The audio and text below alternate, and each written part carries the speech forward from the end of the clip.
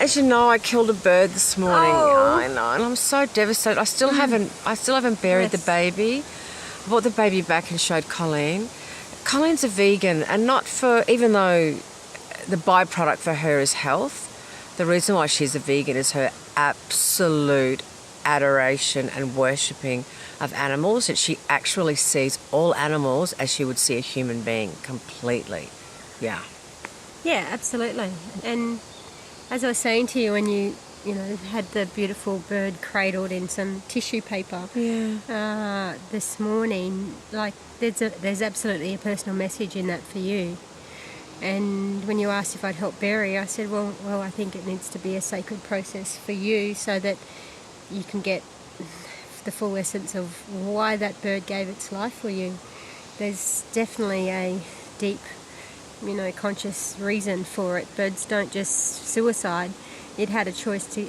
Birds are very, very agile, and they survive in the toughest of conditions. They can get out of the road of a car easily. So there's definitely a purpose for it. So a lot of people won't sit back and look at the reason. So I fully believe it gave its life so you could get a message.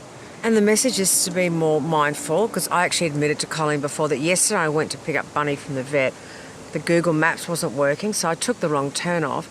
And there I was on a highway, but there was no cars around. So what do? Being rebellious, I go, fuck it, and just do a U-E, right? And just thinking, And this morning, on my way to go to the sacred pools, I didn't have my seatbelt on because I thought, fuck it, because I'm rebellious, right? Yeah. And so there I am. And the thing is about this bird, this is what I'm so upset about, is that because the car was so silent and it was rolling forward, and I just feel as if, and the thing that's broken my heart is watching its mate, jumping around it, going, hey. Absolutely. Hey.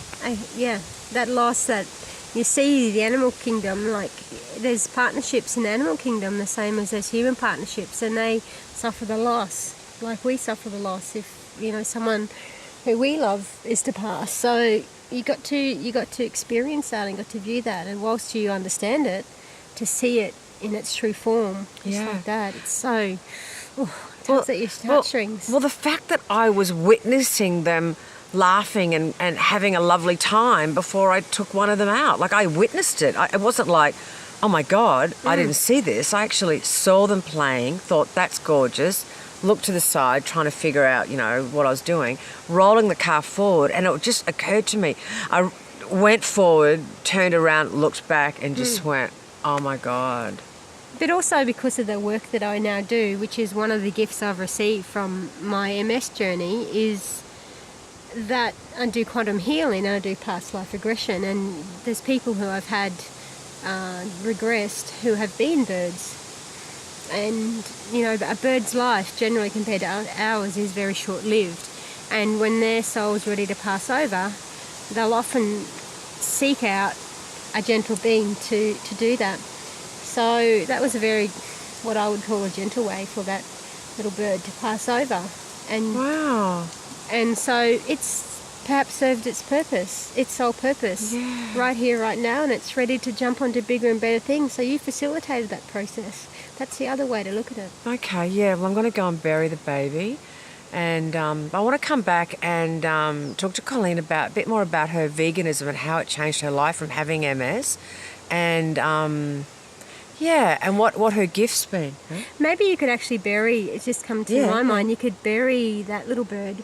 We've got we've had 2 rescue chickens that we've buried, and they were abused in a chicken factory and had ovarian cancer from all the hormones and things. And we've got them a lovely little burial site over there. So perhaps that little bird would like to be in that area. That's a great idea. Yeah, with the other birds. Okay, great. Yeah. I'll do that. And we'll come back and chat to Colleen a bit more.